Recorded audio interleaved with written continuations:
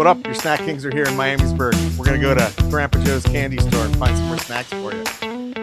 Check it out.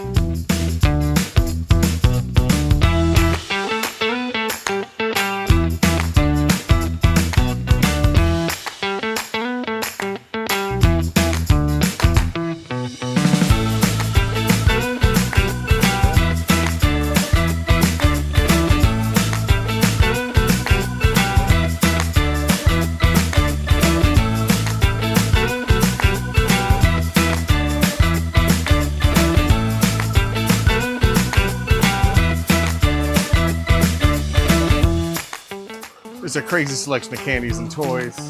The sodas are the weirdest, so that's what we focused on. But yeah, they got a lot of stuff here.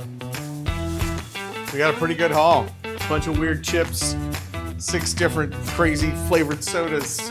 So we'll be pacing these out over the next couple months maybe, because we got so much stuff. So look for this in the future. Panda here at Grandpa Joe's hooked us up. Thank you, Panda.